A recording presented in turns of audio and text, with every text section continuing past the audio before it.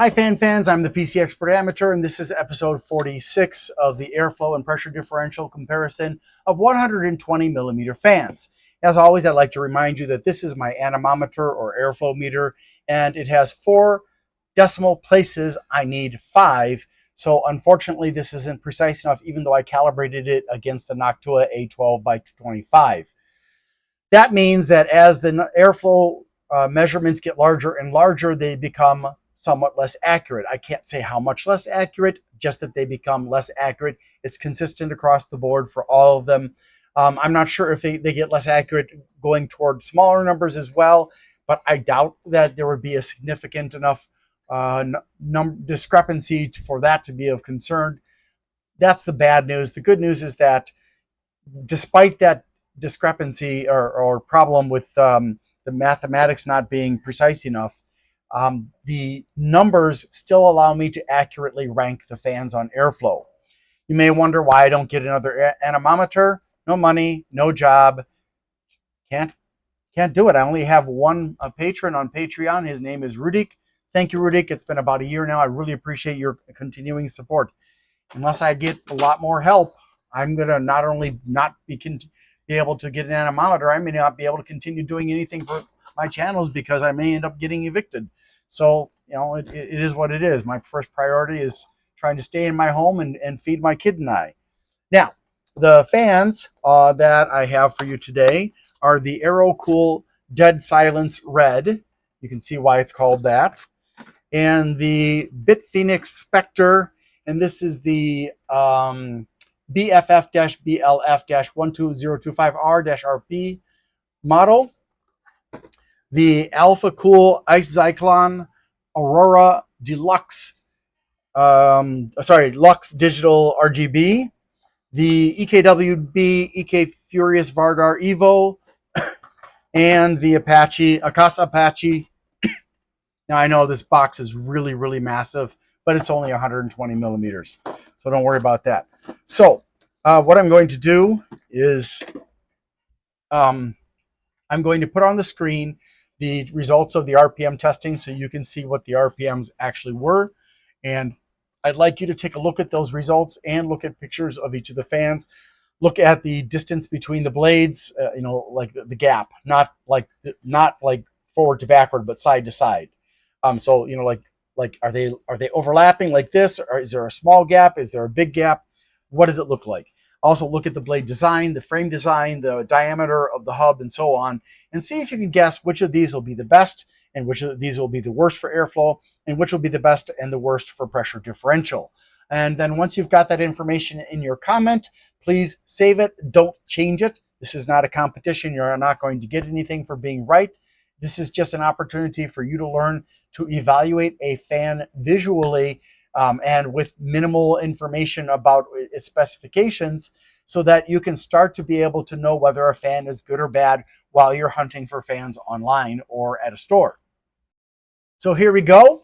The Bitfenix came in at 1340. The Akasa came in at 1350. The Alphacool came in at 1570. The Aerocool came in at 1620. And the EKWB came in at 3120. And just want to point out that RPMs are not the final decision maker as far as airflow, static pressure, and whatnot. So just because these numbers look very, very different, especially that last one, doesn't mean that that will be the best one. I'm not saying it is. I'm not saying it isn't. But yeah.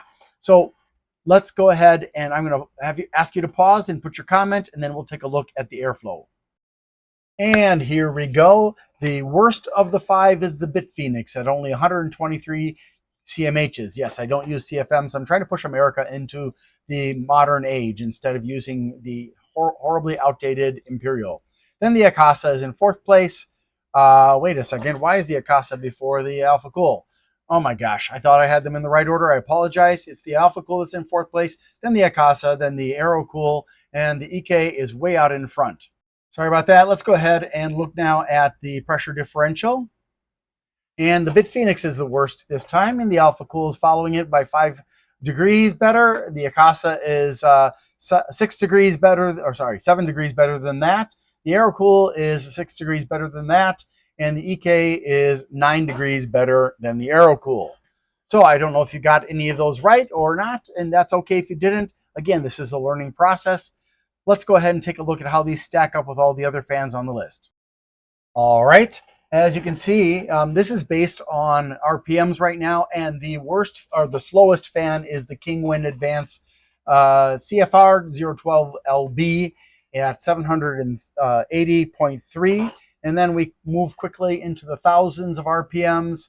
And at the very bottom here, well, almost the very bottom of the first quartile, we find the Bitfenix. Bleh.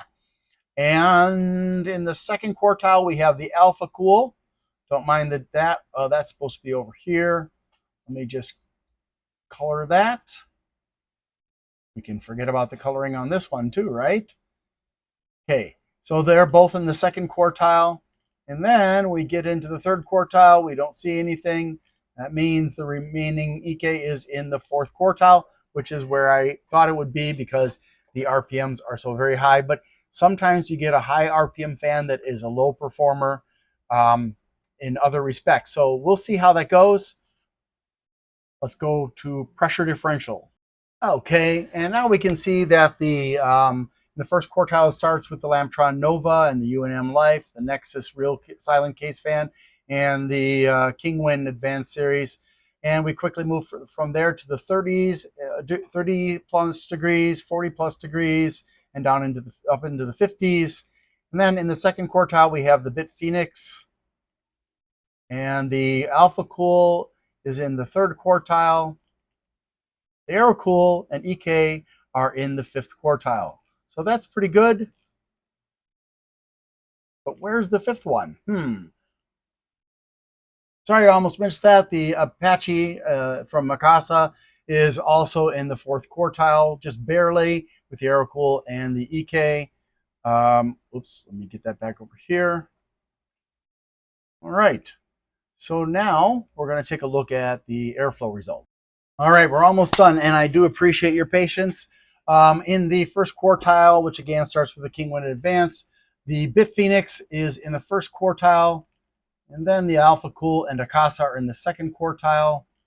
The Aerocool is in the third quartile, and the EK is in the fourth quartile. And if we slide over here, we can now see the RPMs. Well, I'm going to go in reverse order this time, and then I'm going to go slowly, so that you can see how RPMs for each of these fans relate to the airflow and the pressure differential. You will notice that for both on this side or at this end of the list, there are lots of greens, and you don't see any red. However, if we go up just a little bit, there's one right there. All right, so let's keep on going. And hopefully this will help you if you're trying to learn about different fans, or if perhaps you're trying to find out if the fan that you're interested in is worth the money. And that really depends on what part of the world you are in, what country, sometimes even what city or state or prefect or whatever.